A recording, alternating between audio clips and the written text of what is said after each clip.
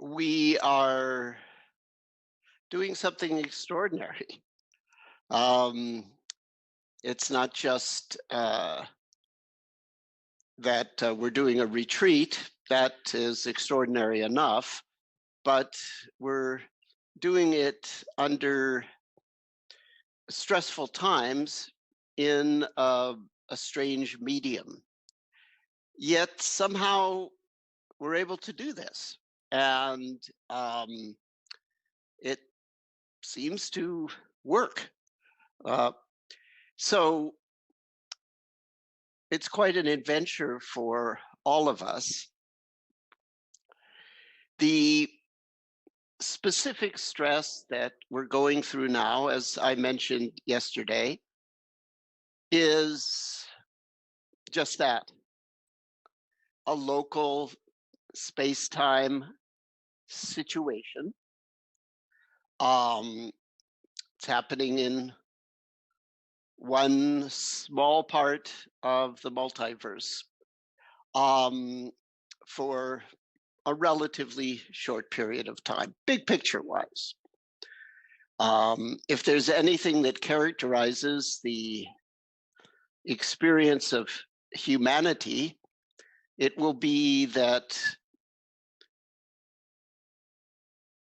progressive discovery of how much bigger the world actually is relative to our village. That has happened time and time again. At first, the world was the village, but then there was civilization. So Mediterranean, a region, and other regions around rivers and so forth. And then the world was a hemisphere, a north or south, east or west hemisphere. Then the world was the world, and the world was the solar system. Then the world is the galaxy, the local cluster, the observable universe. Well, step after step, how many steps to the multiverse?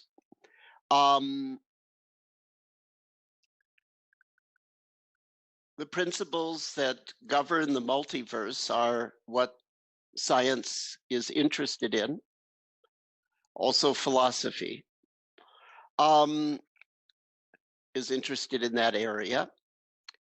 And to the extent that it relates to human happiness, we can be interested in those things also. So the issue is human happiness in the big picture, always remembering the biggest picture, which for each of us is our own individual life. So relative to the whole universe, there's a situation. It's not trivial. Relative to us, it's even more significant because our big picture is our individual life. So we come together to, in a sense, expand the size of our life, to increase the scale of our life by inflating each moment of our life with concentration, clarity, and equanimity. Part of that will be intentional. I have an intentional practice in this moment, in this situation. And part of that is, of course, the momentum of the previous work that each has done that is there for one, sort of automatically. the good karma, the cumulative effect of the self-practice and the service to others. That's there for us moment by moment, whether we're intentionally practicing or not. And it expands the scale of our life. That's one way to think about it. If I were to say, I've got this wonderful process, all you have to do is take a half hour each day and a weekend each month, and I'll add 100 years of quality life to your life. People would say, wow, that's a good investment. I don't know of any process right now, although from what I hear in the genetics world, there will be some significant extending of life. But I don't know another 100 years onto our current, what that would be like or even feasible. But what I can say is now, any human being can decide to allocate a certain amount of time and energy to creating a practice structure. You need at least one technique.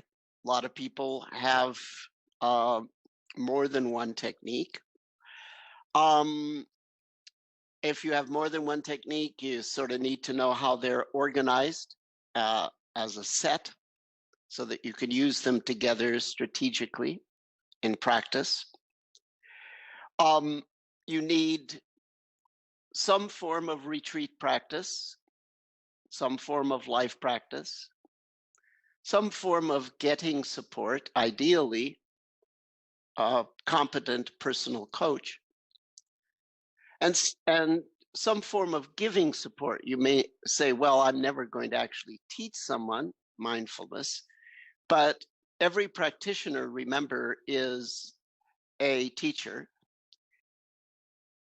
because we define teacher very broadly. First of all, as soon as we teach you a technique, we show you how to teach it to other people if it's a simple technique. And so if you have friends, including now, that may be housebound or so forth, you can, if they're reporting challenge, you could say, well, here's what I do. You don't even have to say, hey, try this, because even that's a little pushy, but you could say, well, here's how I'm working with it, with, see, hear, feel, or what have you. But even if you don't do that, a very important part of teaching is example. There's the subtle vibe that we put out to the world as the result of having done this practice. And there is also the positive behavior changes and increase in happiness that occur to us as the result of this practice and are noticed by people around us who will notice things like that or the opposite thereof. And that's a teaching. That's a sermon, silent sermon with the pores of the skin. That's a meditation manual published by How You Live Your Life. So that's a teaching. So we're all teachers. Get support, give support, retreat practice, life practice, use accelerators, including situations, including COVID-19 situation. Keep it up for the lifetime. If I had to summarize in a single word, the reward, the payoff, if you will, for doing that, the word I would use is happiness. In Southeast Asia, one of the greetings is Sukhi Hotu, may you be happy. It's in the Pali language.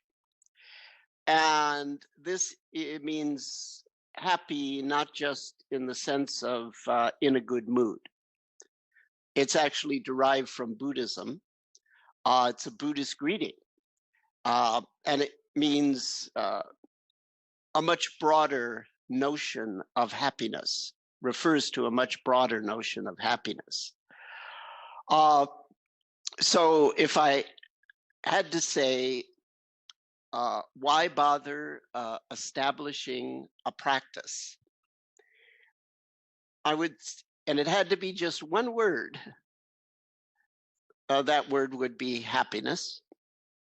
If I was allowed to add some more words, well, this is me. You probably wouldn't talk the way I talk, but just for reference, I would probably say the goal of this practice, the reason I do this, is happiness.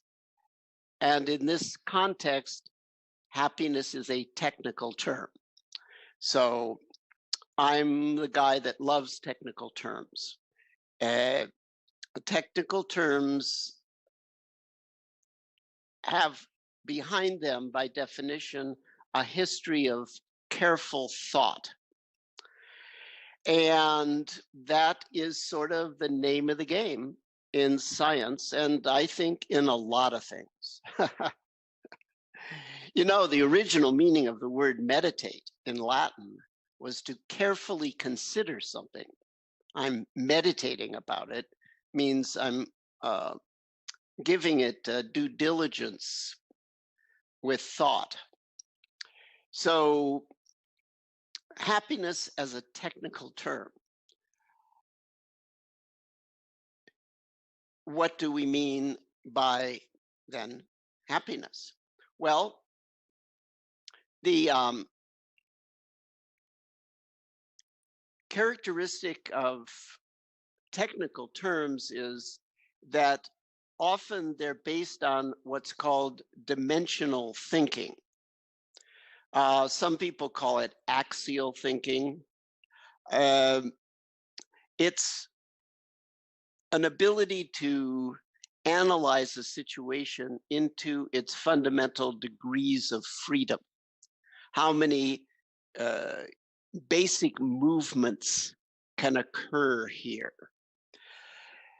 So if we start with just happiness, that doesn't give us a whole lot of information. We need to make some distinctions.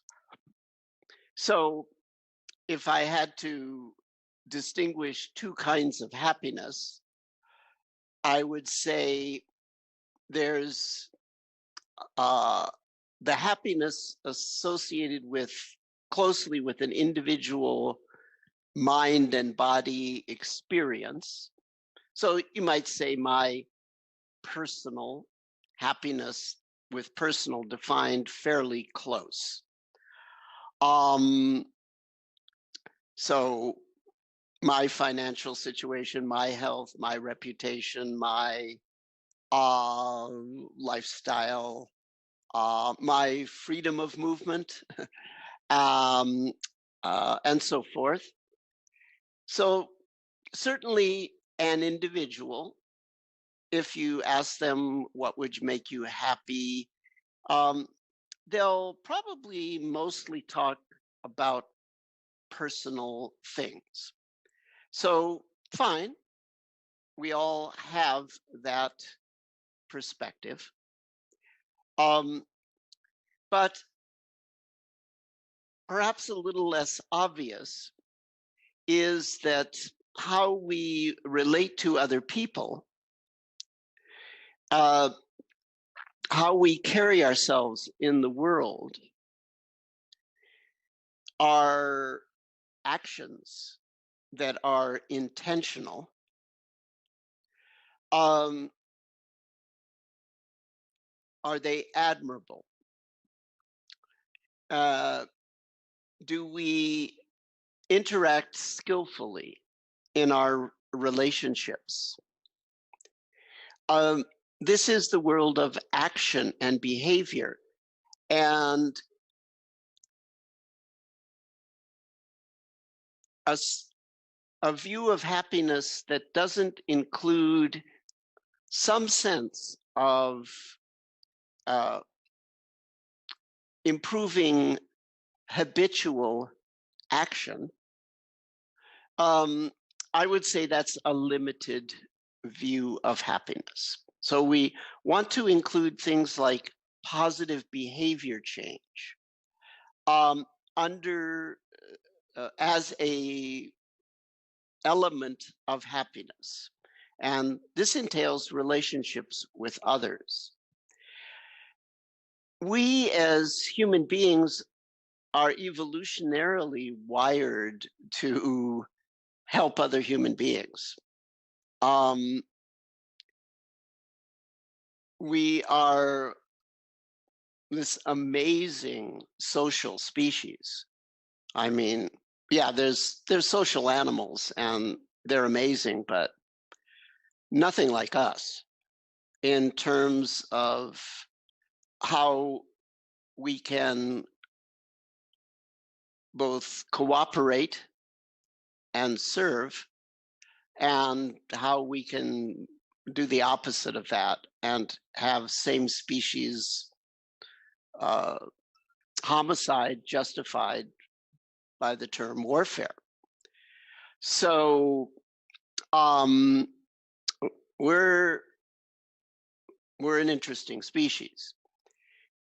You can look at the negatives, but my view of history is that we do progress. And the positives, the bonding that human beings do, particularly around parenting, that's just everywhere, right? It's a natural call to service. But it's not the only call to service.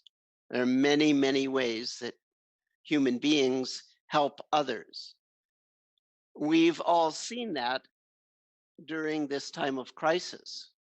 The different people that are just saying, hey, I'm going to help this way or that way, without regard for making a shekel or a buck or a renminbi. They just want to help. And we see human beings will do that. One way or another, a service is also part of happiness. So we'd want to, if I could only make one distinction to make sure that we covered enough of happiness, I would say, sure, it's about what people usually think it's about. But also remember skillful action and fulfillment through service. These are dimensions of happiness. So that's one distinction. Another possibility, if I was only allowed to talk about two things, it would be, well, there's what people normally think about in terms of happiness. And then there is what most people don't know about, a sort of deeper aspect to happiness. We might call the surface or conventional direction, we might call it ordinary happiness. Ordinary happiness is important. But there's this other thing called extraordinary happiness. And the main characteristic of extraordinary happiness is it's, in general, independent of conditions. Most ordinary happiness, not all, but most ordinary happiness is dependent on conditions. If you're aware of the virus as it impacts the world, which we are, what we're really aware of here is how it's a constant reminder. It is a kind of sermon. The constant reminder that happiness dependent on conditions is ultimately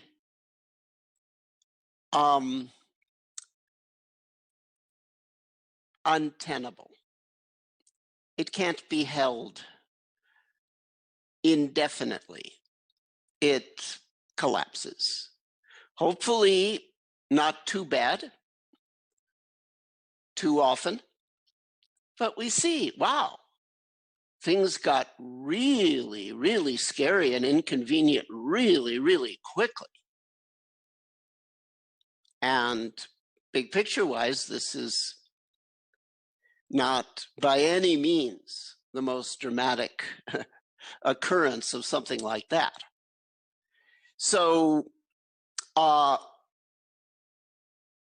let it be a constant reminder to serve others, but also let it be a constant reminder that we find this deeper form of happiness.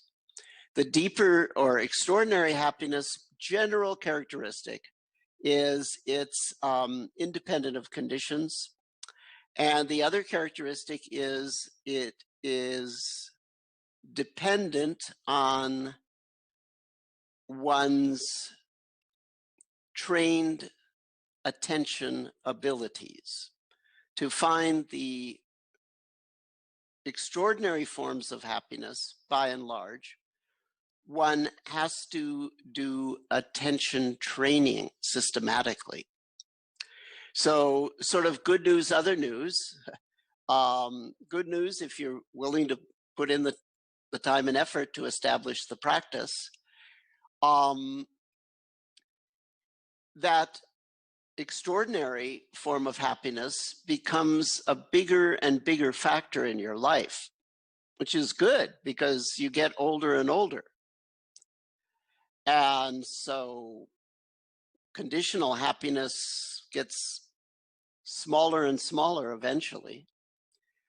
Fortunately, the deeper one does not decline. It actually prospers through aging.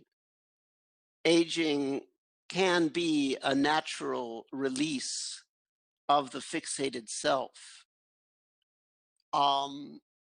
a return to one's native village for a joyous retirement with everything one needs, even if the world becomes a room, a bed, a respirator, and so forth. We're streaming this, so some of the people out there who aren't part of this retreat wouldn't know, but we have someone on a respirator doing this retreat. As far as I know, doing every sit. Wow.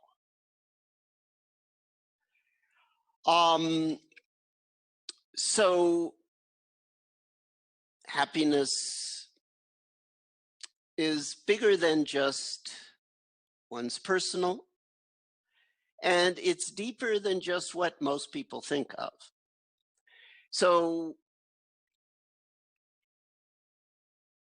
it turns out that establishing and maintaining a practice, which you now have a definition of what that is.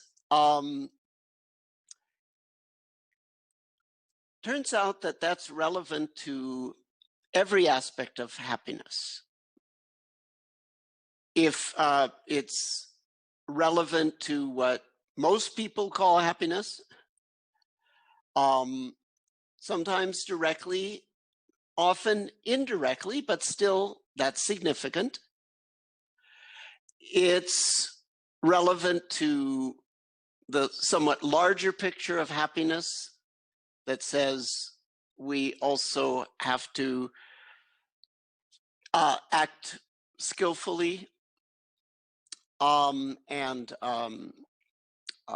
in one way or another, learn to be fulfilled through our human service. And happiness has got a dimension to it that most people aren't aware of, that turns out to be very, very important, extraordinary happiness. So establishing and maintaining a practice structure, the techniques, the pillars, the accelerators, and such,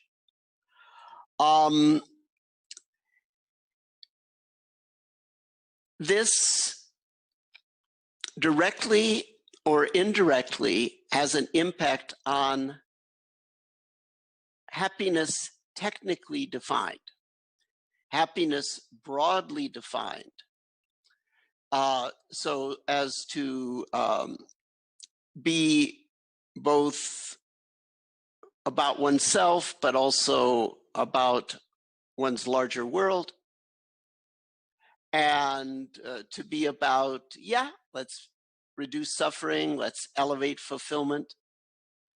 But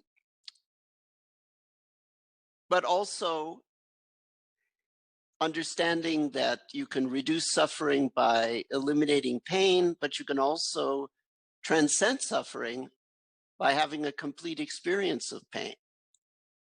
You can elevate fulfillment by getting more variety, intensity, and duration of pleasure. But how much variety, intensity, and duration of pleasure can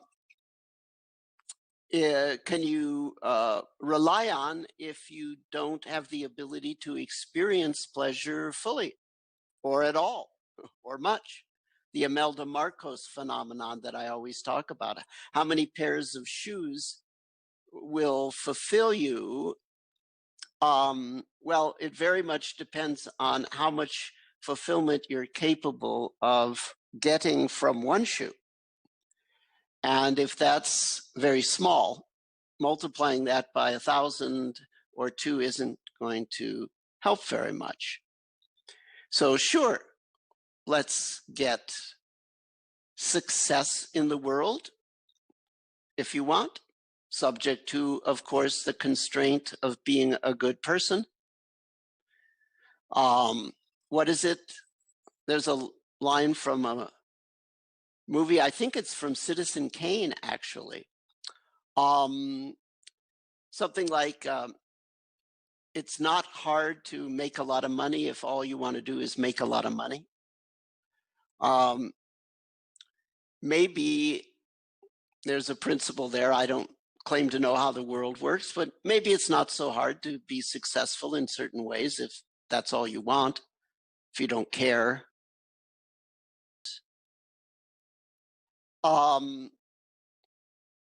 So, yeah, go ahead, be successful, subject to be good, and enjoy pleasure, fine. But remember, fulfillment equals pleasure multiplied by mindful awareness. So, I mean, I can't imagine someone more wealthy than myself. I mean, I literally have everything. Every single thing I could possibly want in the material world.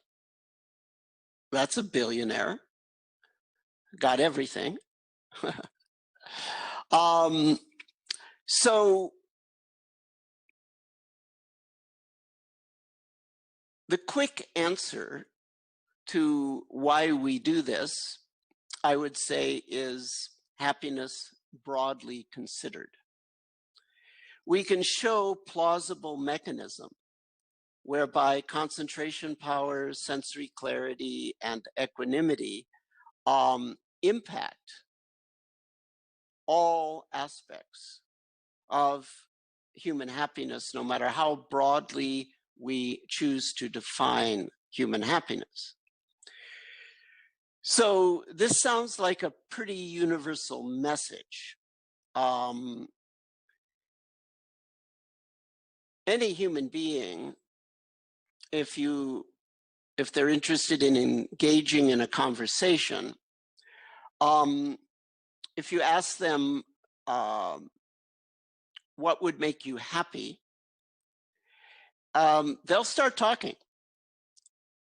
Now, a certain kind of person would be fascinated by listening to anyone's description of what would make them happy. I can do a thought experiment. I can imagine interacting with just about any kind of human being in the world and asking them the question, what is happiness for you? What would make you happy? And then pursuing that and letting them talk and talk and talk, getting a full outline of what happiness would be for that person.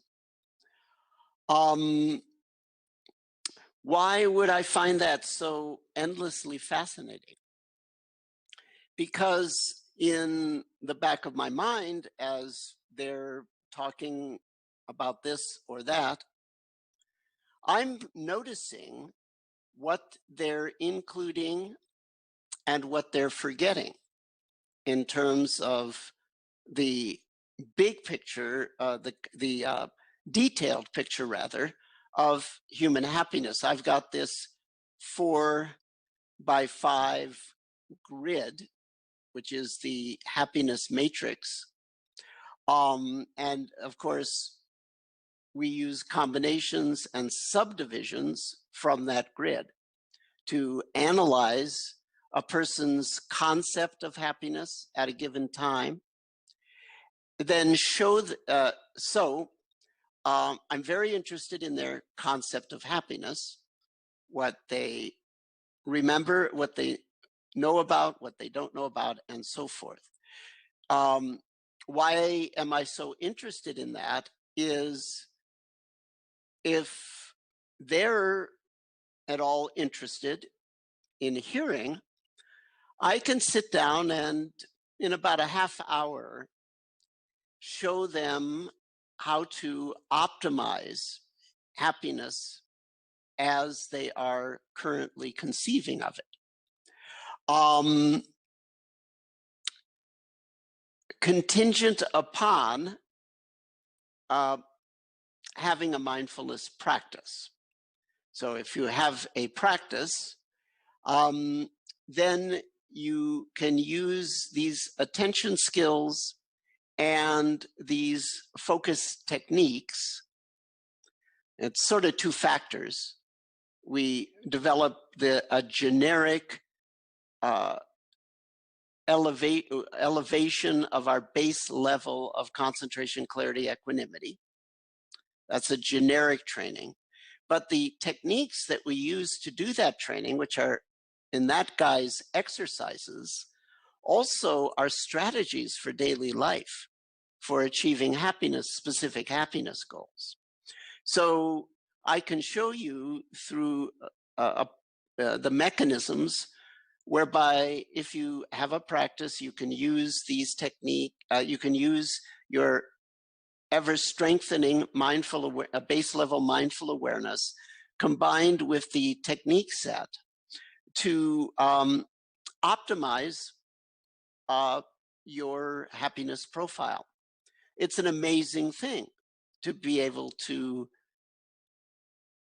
know that you can give this to just about anyone in the world. Now, of course, are people going to take on the practice? Well, that's a different issue. But you start with happiness. Find out what's happiness for a person. And then if they're interested, you can show them how to make improvements. As opposed to starting with what? As opposed to starting with you should believe this or that, you should do this or that, et cetera, et cetera. Maybe there's a place for that kind of thing in the world. But I think start with happiness and start with attention skills as that relates to happiness. And by start, I mean start interacting with anyone who is interested in this direction. So everyone is interested in happiness. There's another thing that just about everyone understands. So in addition to being fascinated by hearing just about anyone's view of what would personally make them happy, I also get fascinated by something else when I interact with people. I get fascinated by what their experience with systematic training is. Have they done exercises? Have they developed sports skills, coordination and such? Have they developed artistic skills? What was their music training, possibly? What kind of training experiences a person had?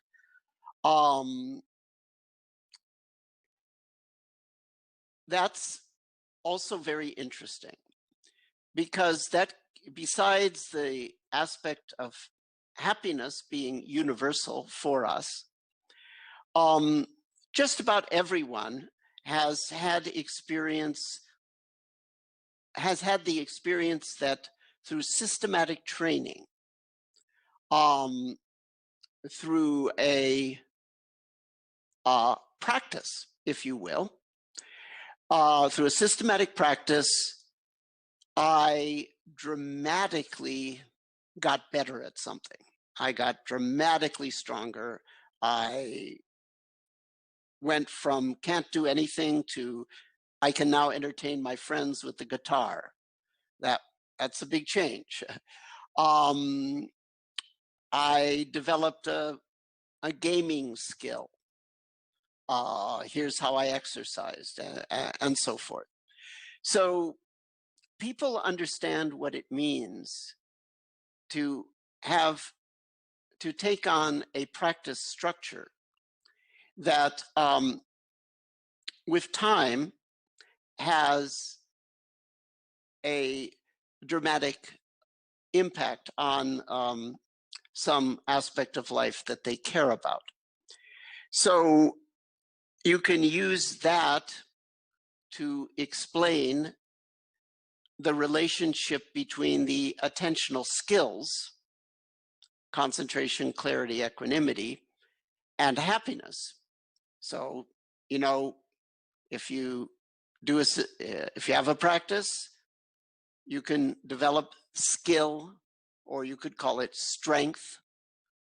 Those are the two things that systematic practice develop: skill, strength. They're the same thing. Mindfulness could be called a kind of consciousness skill. It could be called a kind of strength of consciousness. Xin Li is the phrase we use in Chinese. It means like consciousness strength, but it also means heart, mind strength at the same time. So people understand that.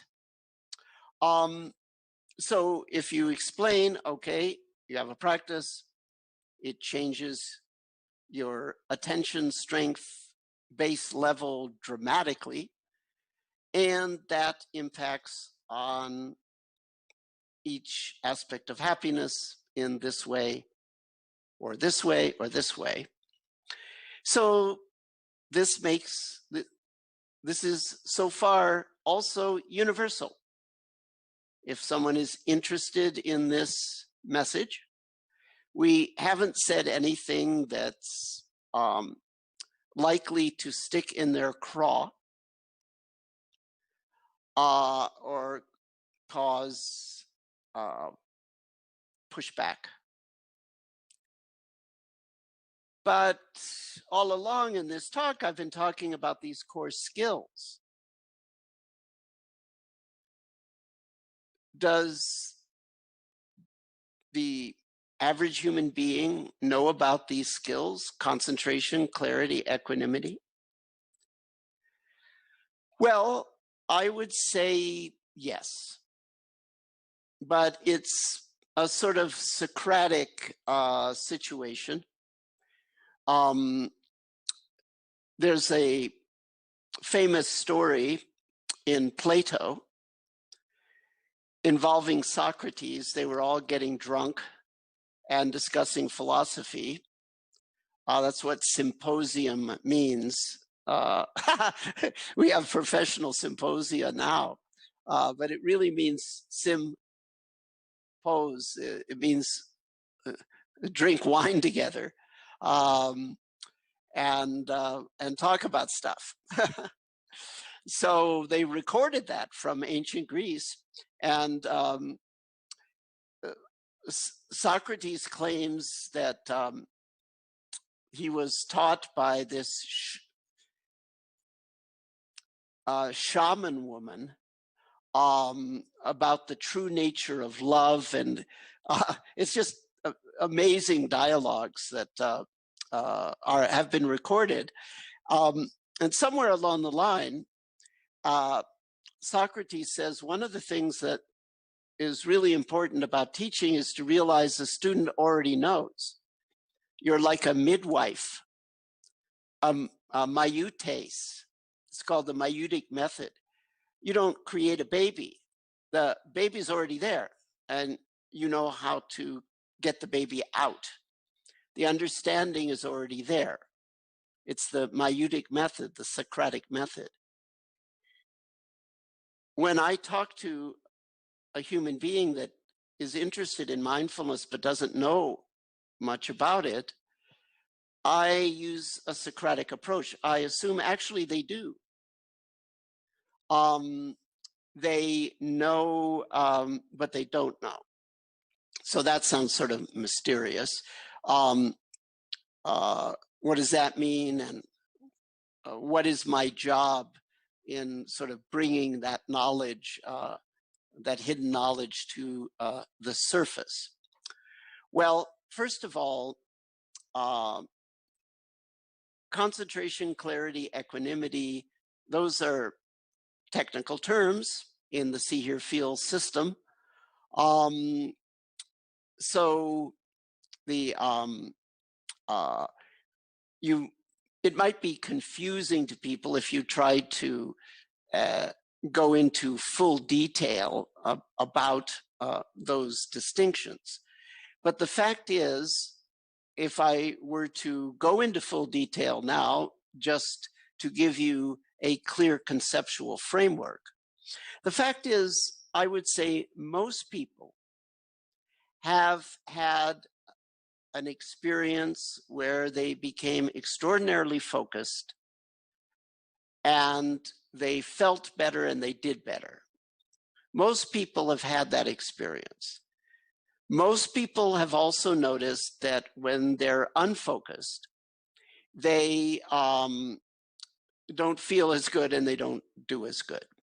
So in a quick description where you don't want to necessarily parse out all the distinctions between concentration, clarity, equanimity, one could just sort of generically talk about focus ability, but understand that focus ability has those dimensions to them, or to it.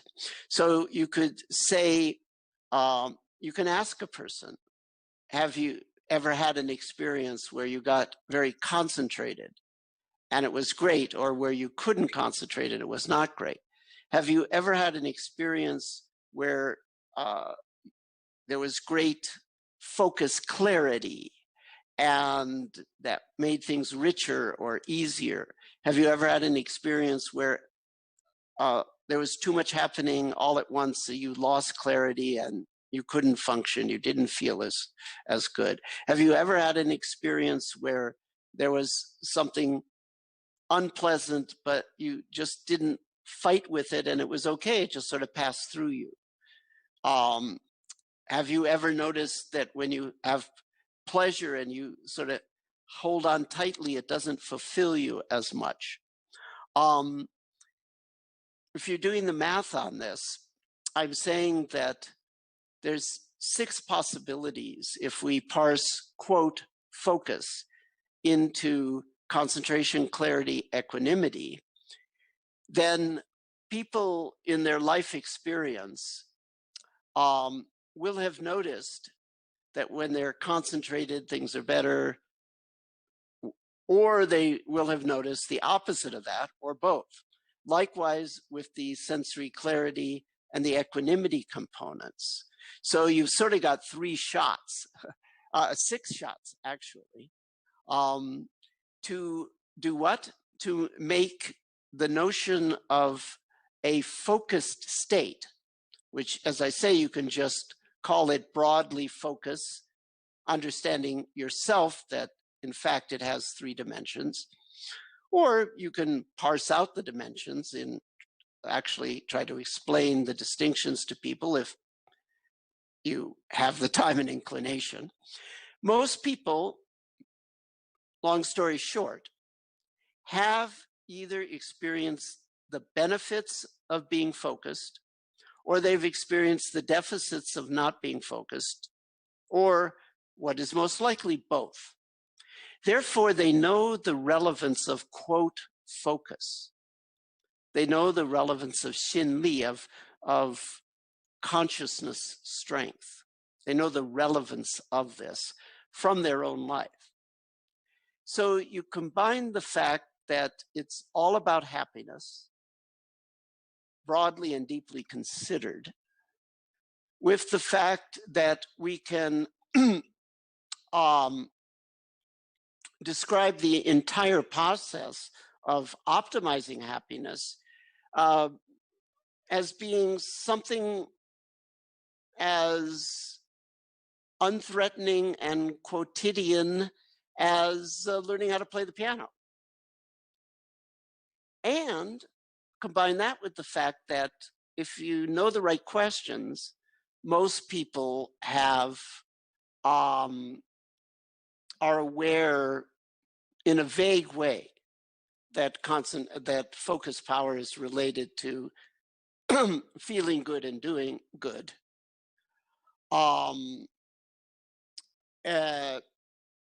So this is a universal way to approach the world, because it's very seemingly innocuous. It is innocuous, it's not, but when I say seemingly innocuous, it's sort of like, oh yeah, that all makes sense. And that, oh yeah, it all makes sense will hopefully evolve into, oh my God. Oh my God. I can be this happy. I can be this effective in the world. I can live at a scale I never imagined. So it starts from something, hopefully, that anyone can, most people can relate to, and takes us to the full grown-upness, the full maturity of our humanity. And that's why we're doing this. And that's why we're linked through this mutual respect, this connection, this shared growing completion of our humanity.